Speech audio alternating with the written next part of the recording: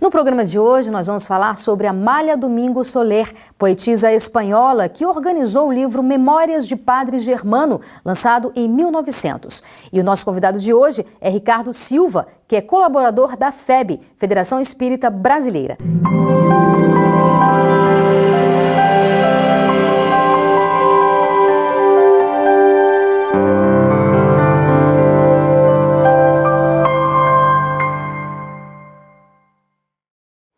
Ricardo, muitíssimo obrigada pela sua participação aqui no nosso programa. Vamos começar com uma pergunta básica. Quem foi Amália Domingos Soler?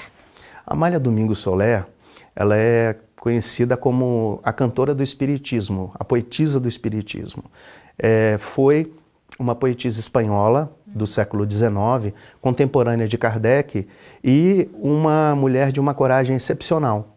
Inclusive, ela foi precursora dos movimentos feministas, porque à época era muito comum as mulheres terem a sua vida dirigida pelos homens, principalmente na Espanha, uma sociedade basicamente patriarcal, baseada muito nos valores católicos, ainda com resquícios da Inquisição, e ela, de forma serena, mais assertiva, enérgica, ela rompe esses padrões, não se casa, se torna uma das grandes poetisas espanholas e uma das maiores divulgadoras do espiritismo na Espanha, com alcance, inclusive, em outros países do mundo. Como foi que ela conheceu o Espiritismo? Porque, como você bem disse, ela viveu na época de Kardec, então, quer dizer, o Espiritismo naquela época, ele estava surgindo, na verdade, né? A história de Amália é muito interessante, e para que a gente possa entender um pouco, a gente tem que conhecer o seu maior drama, que foi justamente a quase cegueira. Ela foi portadora, né, de uma deficiência grave, ela já nasceu praticamente cega, e sua mãe, que concentrava nela todo o seu carinho, todo o seu amor, lutou bravamente e conseguiu diminuir um pouco essa cegueira com os recursos da época. Ela não teve pai, o pai a abandonou junto com a mãe, então ela foi praticamente órfã, e elas não tinham recurso, ela e a mãe. E a mãe conseguiu, com muito esforço, fazê-la ler e escrever com 5 anos de idade. Aos 10 ela já fazia poesias. E quando ela cresce, então, a sua mãezinha fica doente, ela já quase sem recursos, porque o que o pai havia deixado como herança, digamos assim, estava acabando. Então, embora toda a educação primorosa que a mãe lhe deu, ela diz mesmo em sua biografia, chamada Minha Vida, que ela foi educada como uma nobre. E a mãe sabia que os dias estavam contados da fartura e adoece. Pouco tempo depois vem a falecer. E começa então o maior calvário de Amália, porque ela quase cega, sem parentes, ela passa por graves dificuldades, a ponto de se tornar realmente mendiga.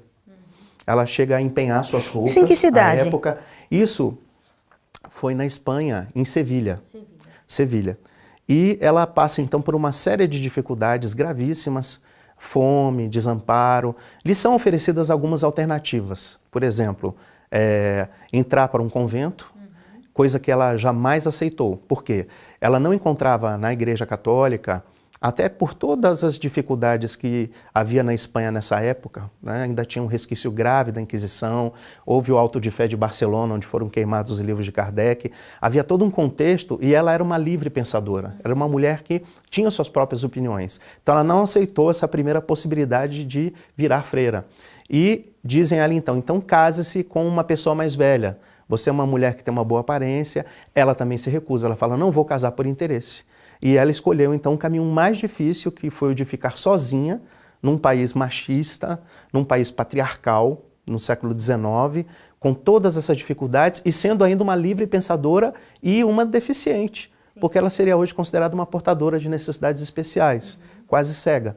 Tanto que em muitos momentos da vida dela, ela não consegue trabalhar nem com a costura, que ajudava muito, que ela chegou a ser costureira, e fazia, então, nessa época de grandes dificuldades, pequenos serviços, inclusive levando e trazendo cartas, recados. Então ela teve uma vida muito dura. E aí, quando ela estava numa das suas grandes crises de cegueira, uma amiga consegue contato com um médico que era homeopata e tinha um coração muito bondoso.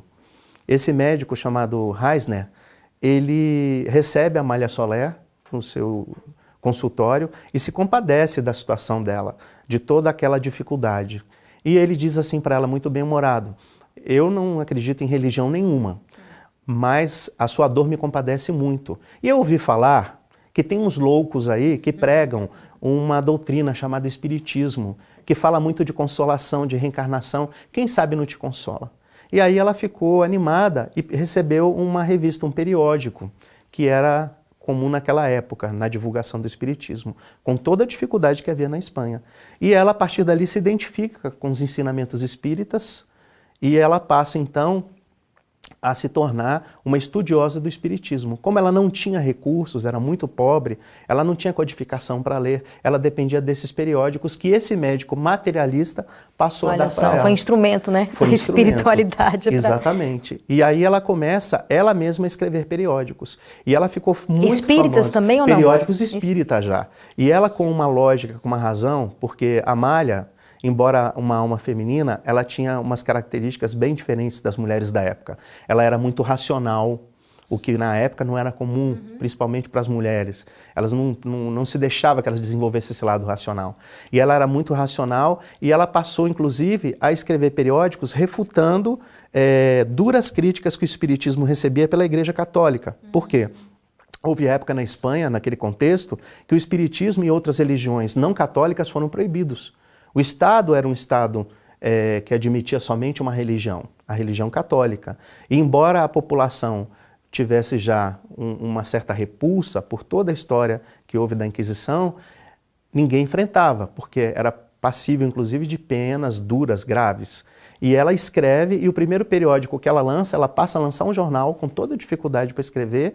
O jornal dela é censurado por 42 semanas de suspensão, logo no primeiro artigo. Por quê? Ela contradiz os dogmas católicos. Aí ela lança outro periódico, com outro nome, e continua fazendo a sua história.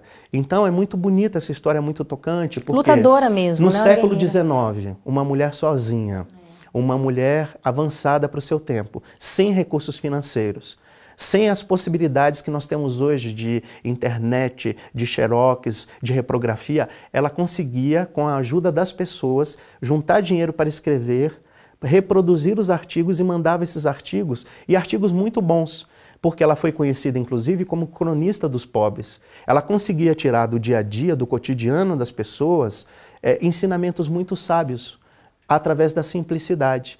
E alguns historiadores até dizem que ela é injustiçada. Por quê? Por essa característica dela, a elite acadêmica da Espanha à época, algumas pessoas não reconheceram a riqueza da sua poesia, a riqueza do seu material. Mas por essa capacidade que ela tem, que ela teve, que é o que Jesus até fez, de transformar os ensinamentos em frases, em construções simples, como exemplo das parábolas. Para chegar ao povo, né? Para chegar ao povo. Fazer com que o povo compreenda. E ela escrevia isso, ela escrevia para o povo, mas de forma alguma era um ensinamento pobre, ao contrário, eram ensinamentos riquíssimos de valores evangélicos muito altos. E ela chegou a lançar algum livro na época, ou eram artigos? Ela lançou os artigos, e esses artigos foram sendo publicados depois de forma condensada. Mas nós temos uma obra monumental que foi lançada decorrente desses artigos. É a obra Memórias do Padre Germano, que inclusive é editada pela FEB. Memórias do Padre Germano é, sem dúvida, a obra mais importante de Dona Amália Soler. Isso é importante a gente destacar, que ela estava viva ainda, né? Quando esse livro... Esse livro foi lançado. Mas os contos foram sendo recebidos e foram sendo publicados aos poucos. Esse livro é muito interessante, porque se pode notar, inclusive, que ela não está aqui como médium. Sim. Ela foi, na verdade, a organizadora desses escritos. Ele foi recebido, esse livro, de forma muito peculiar. Um médium amigo de Amália, chamado Eudaldo Pagés, ele era médium sonambúlico e recebia pela psicofonia sonambúlica, pelo transe, o espírito Padre Germano, que foi um sacerdote por volta do século XVI e XVII na França.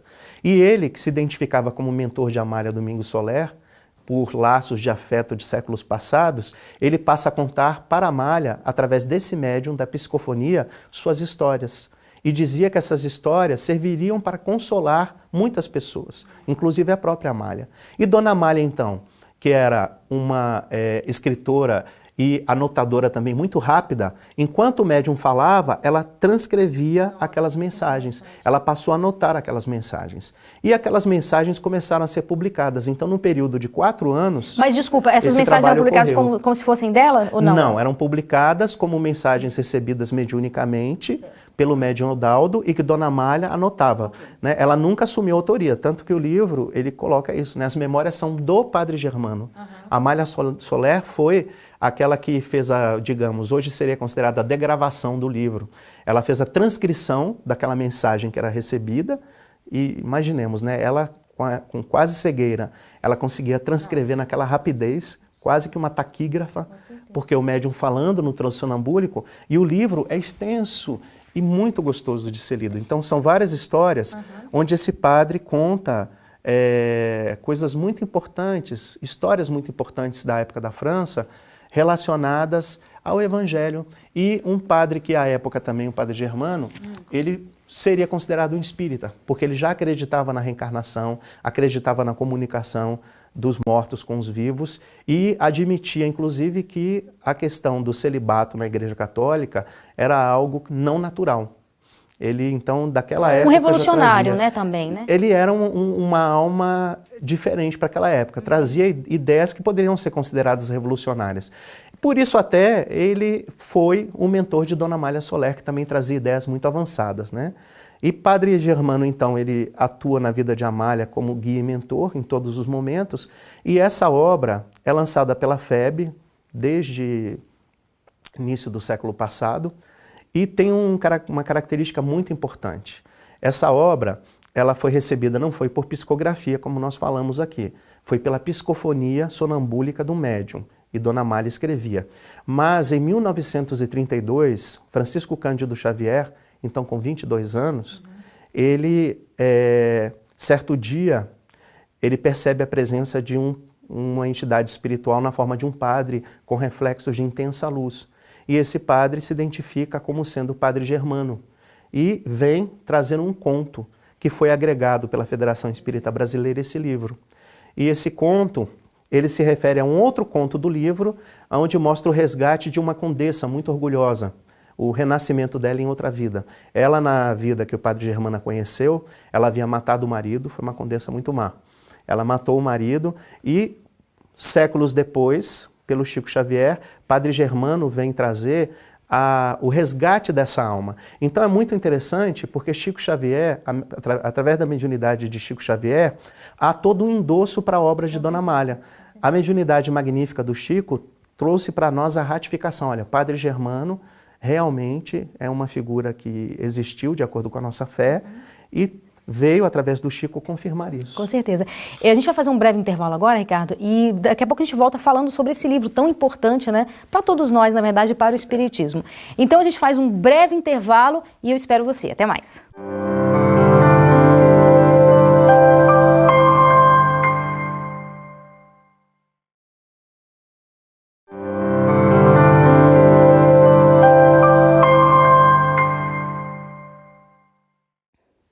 No programa Biografia de hoje, nós estamos conversando sobre Amália Domingo Soler e o nosso entrevistado, o nosso convidado é o Ricardo Silva, que é colaborador da FEB. Ricardo, então nós estávamos falando sobre esse livro tão importante, se você quiser pegá-lo até mais uma vez, que é Memórias do Padre Germano, que foi a Amália, né, que fez essa organização tão importante. Queria que você falasse um pouco sobre a importância desse livro para o Espiritismo em geral. Esse livro, ele é muito importante e, infelizmente, é um livro pouco conhecido e pouco divulgado, porque ele foi recebido em todo aquele contexto de dificuldades que havia na Espanha, num período onde Kardec tinha acabado de desencarnar e o movimento espírita espanhol, ele chegou a produzir, como produz até hoje, grandes frutos para a época, teve inclusive o primeiro congresso internacional, e Dona Amália foi uma cronista, uma jornalista, né, que eles consideram, à época, muito atuante, escreveu, às vezes, dependendo do ano, 150, 200 artigos por ano. Para uma pessoa como ela, como nós dissemos, que foi praticamente cega, humilde, sem recursos, ela conseguiu muito. E esse livro, ele sintetiza de forma muito poética, como o Padre Germano traz, essa entidade que se intitula Padre Germano, ele traz todos os princípios do Espiritismo retratados nas vivências que Padre Germano teve, que ele nos conta, no século XVI e XVII, na França. Ele foi um padre que se tornou padre pela força das circunstâncias, porque foi praticamente uma criança abandonada, e ele se torna um padre, mas um padre diferente, que já trazia em si de outras vidas os princípios cristãos, os princípios espíritas, como a reencarnação, o respeito ao próximo, a questão de Deus ser pai de todos, de não haver preferências. E esse livro mostra, então, as histórias que esse padre viveu desde a mais tenra meninice até o seu desencarne, ele falece idoso, e a sua grande atuação na Igreja Católica. Ele não se identifica, ele não diz quem ele é, mas ele deixa sinais, ele dá pista que a sua atuação acabou sendo tão decisiva que ele se tornou, durante algum tempo, conselheiro do rei de França, à época. E é interessante destacar, como a gente já havia falado no bloco anterior, que esse livro teve a ratificação através de uma mensagem psicográfica recebida por Francisco Cândido Xavier, em 1932. E isso é interessante porque nós conversamos há uns anos atrás com Arnaldo Rocha, que, como se sabe, no movimento espírita foi dirigente e amigo de Chico Xavier. E Arnaldo Rocha, ele contou para nós como foi o recebimento dessa mensagem pelo Chico, em 1932. E ele diz para nós, então, o Arnaldo, que Chico ficou muito tocado com a mensagem, mas o que mais o emocionou e o levava às lágrimas ao falar do livro era justamente a afetividade que o espírito Padre Germano transmitia durante a comunicação.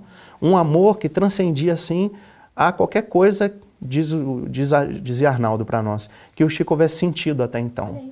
E Padre Germano, então, ao terminar a mensagem pelo Chico, ele se identifica também como cura d'Ars. Ou seja, ele viveu como Padre Germano entre os séculos XVI e XVII e ele volta na França como cura d'Ars. E cura d'Ars é conhecido na Igreja Católica como padroeiro dos padres.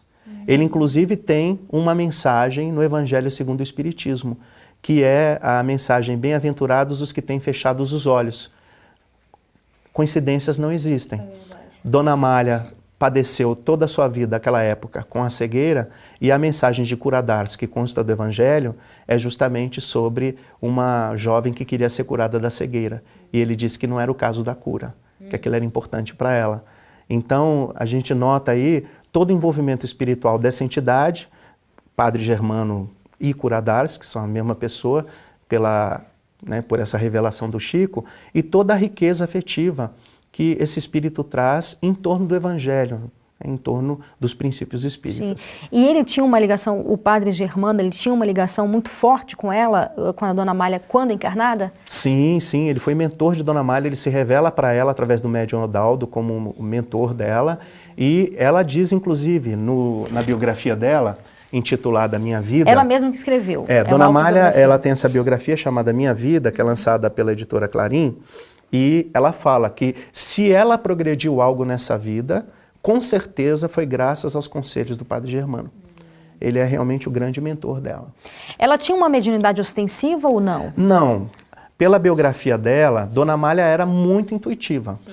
Digamos que ela tinha uma intuição imensa, mas ela tinha uma vidência, ela conseguia ver os espíritos, né? Vou até me corrigir.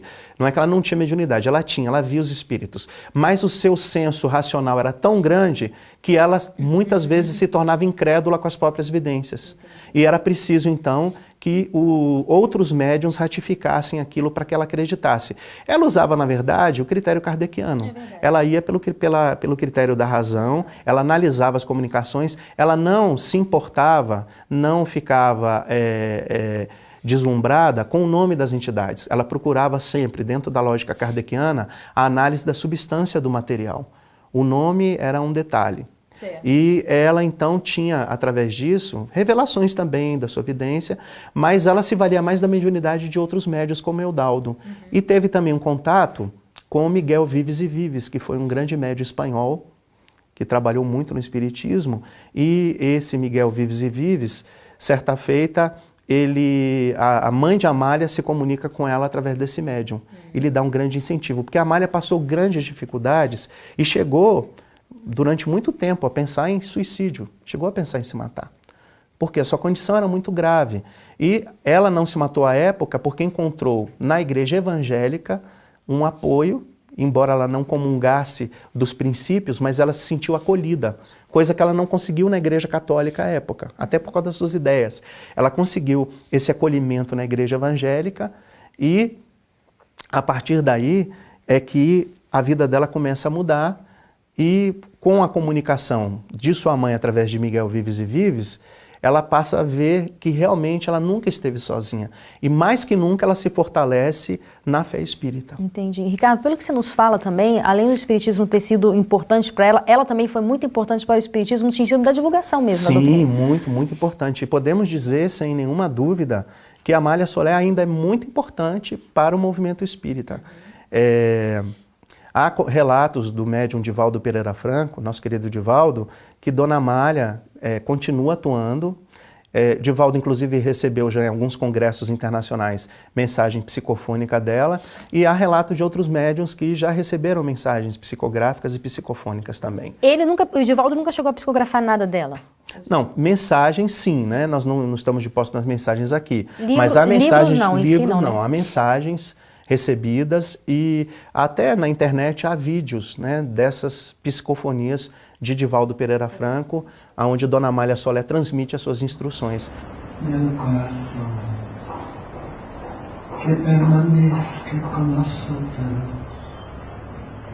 la magnífica luz de Jesucristo, el venerando apóstolo Dr. Becerra de Menezes, me confío la tarea de clausurar este encuentro en nombre de los espíritas de América. Ela é tida como o Bezerra de Menezes do movimento espírita internacional. Ou seja, Amália Soler é reconhecida como uma grande incentivadora da difusão espírita, principalmente nos países da América Latina, porque ela já fez isso em vida. Ela, na verdade, continua no plano espiritual fazendo o trabalho que ela fazia em vida, porque através de suas cartas, ela alcançou muitos países. Ali na Europa, né? Aqui, principalmente no Brasil, na América Central, na América do Sul, os países latinos principalmente. Ela alcançou com a sua escrita e teve por isso um papel muito importante. Então nós vamos encontrar instituições com o nome de Amália Soler no Equador, nós vamos encontrar na Argentina, aqui no Brasil, instituições espíritas, que ela, através das suas cartas, naquela época, ela conseguiu fomentar, incentivar essa criação. Então, quer dizer, na espiritualidade ela continua esse trabalho de divulgação da doutrina também? Continua, divulgação e amparo mesmo, apoio. Inclusive, há relatos, né, de que alguns amigos contam, né, que reuniões ligadas ao movimento espírita internacional, aqui na própria FEB é uma reunião de apoio ao Conselho Espírita Internacional às segundas-feiras, e Dona Amália é vista por vários médiuns, ela comparece, às vezes dá até mensagens. Então, nota-se que ela continua com toda a coerência, né, que a doutrina espírita mostra, nesse caminho de fazer a divulgação do espiritismo, e junto com o Padre Germano, que é seu grande mentor. Certo. Então, no próximo bloco, a gente vai, claro, continuar falando sobre ela e falar um pouco também sobre a sua ligação, no sentido de por que você decidiu estudar sobre ela, porque assim, por tudo que você falou, o próprio livro você falou também que não é muito divulgado, o nome da Amália, embora tenha sido tão importante, não é muito conhecido dentro da própria doutrina, né? Sim, infelizmente é algo que a gente vai falar daqui a pouco, mas Dona Amália ainda é pouco conhecida no movimento espírita. A nossa ideia justamente é colaborar no reconhecimento desse trabalho para que ele possa continuar ocorrendo de divulgação. Muito bem, então é o que a gente vai tratar no próximo bloco. Então daqui a pouco a gente volta, não sai daí.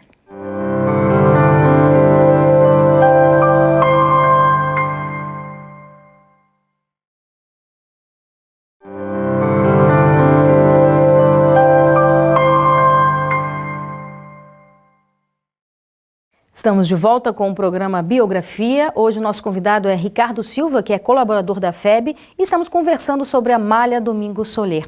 Ricardo, nós falávamos um pouco da importância grande que ela teve na divulgação da doutrina espírita e que hoje ela é pouco conhecida. Por que você acha que os espíritos não conhecem tanto Amália Domingos Soler? É uma questão curiosa isso, né? Nós entramos para o espiritismo bem jovens, com 13, 14 anos. E nós só fomos ter contato, conhecimento de Dona Amália Soler com 30 anos de idade. Já depois de estar trabalhando, de ter trabalhado pelo menos 15 anos aí, principalmente com o movimento jovem. Então a gente verifica que há uma falta de estudo por parte nossa, no espiritismo, da história mesmo dos primeiros espíritas, de conhecer o movimento. Por exemplo, fala-se muito em Dr. Bezerra, as pessoas conhecem a figura do Dr. Bezerra de Menezes, mas poucos estudaram toda a sua história, poucos sabem que ele foi deputado federal várias vezes, e assim também como várias outras figuras, por exemplo, o médium Frederico Júnior, que foi um dos médiums atuantes à época na fundação da FEB, seria o Chico Xavier da época. Pouco se conhece dessas figuras. E se nós não conhecemos, pelo menos, os fatos principais do nosso passado, a gente não consegue definir bem o presente e se projetar bem no futuro. E hoje nós verificamos a necessidade de divulgar esse trabalho de Dona Amália, porque, acima de tudo, a lição de vida de que você pode vencer todas as suas dificuldades e que você, além disso, pode ter a doutrina sempre como aquele norte, aquele rumo precioso, rumo seguro, e ao mesmo tempo, utilizando ela para o seu esclarecimento, você pode mostrá-la como um remédio precioso para outros doentes também, outras pessoas que precisam da doutrina. E Dona Amália fez isso, né? Ela usou a doutrina para se fortalecer, ela teve a doutrina dentro do seu coração e de forma tão grande que depois isso se transformou em frutos que ela dividiu com todas as outras pessoas, não só na Espanha, mas também em outros países através das suas cartas. E por que você, particularmente, decidiu estudar sobre ela, se aprofundar sobre ela? Em 1999, nós temos uma certa percepção psíquica e através da mediunidade Dona Amália apareceu para nós. Até então nós não tínhamos assim um conhecimento maior sobre ela. E ela falou, né, que era Amália Soler, falou que havia uma obra interessante a ser lida, Memórias do Padre Germano, e nos convidou a estudar essa obra. E a partir daí a gente começou a trabalhar e, à época, houve também relato de outros médiuns ligados à instituição que nós frequentamos, Sociedade Espírita Irmã Rosália, que passaram a vê-la. E a partir daí a gente sentiu que ela era uma das mentoras da casa, da Sociedade Espírita Irmã Rosália, junto com o Padre Germano. Então nós nos consideramos assim afilhados de Dona Amália Soler, do Padre Germano, e temos assim como compromisso pessoal levar essa mensagem, não pela figura dos dois em si, porque eles jamais admitiriam isso, mas pela figura do Mestre, pela figura de Jesus.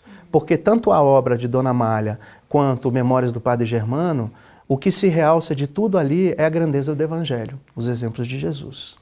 E na sua vida, assim, você percebeu que depois, como você falou, querendo ou não, são dois exemplos importantíssimos, né? Pessoas que superaram, né, suas limitações, suas dificuldades, seus problemas. E para você, assim, também houve uma modificação na sua vida, depois que você se aprofundou mais na vida desses dois? Olha, com certeza, eu vou usar parte das palavras de Dona Amália. Se eu tenho conseguido melhorar algo nessa vida, só aqueles que convivem comigo podem dizer, eu acho que se talvez o pouco que eu tiver melhorado, eu dedico a Dona Amália Soler e Padre Germano. Porque a obra do Padre Germano, o exemplo de Dona Amália, eles nos fortalecem e nos fazem lembrar, inclusive, das dificuldades todas que eles viveram, materiais, afetivas, pessoais. Dona Amália, como a gente colocou, ela chegou a pensar no suicídio algumas vezes. Padre Germano viveu numa carência afetiva muito grande, perdeu vários afetos e aprendeu, por outro lado, o valor da família espiritual. Então são lições muito preciosas que a gente ainda nem sabe dimensionar. Mas é como se diz, é aquele tesouro precioso que a gente ainda está aprendendo a admirar, que a gente sabe que vai um dia vivenciar no devido valor, mas só aí através de muitas encarnações, porque são almas realmente muito iluminadas. Ricardo, é claro que na medida que a gente vai estudando, a gente vai percebendo que não há muita importância de sabermos, por exemplo, encarnações passadas, não, o que importa é o que ela deixou, o legado dela na última reencarnação. Mas, de qualquer forma, como ela teve conhecimento da doutrina espírita, ajudou a entender um pouco sobre essa cegueira parcial dela, para lidar um pouco na vida. A gente sabe um pouco sobre o passado dela, assim, chegou a ser divulgado um pouco isso? No Minha Vida, na biografia de Dona Amália, ela chega a dizer que ela já foi, em algumas encarnações, pessoa muito culta.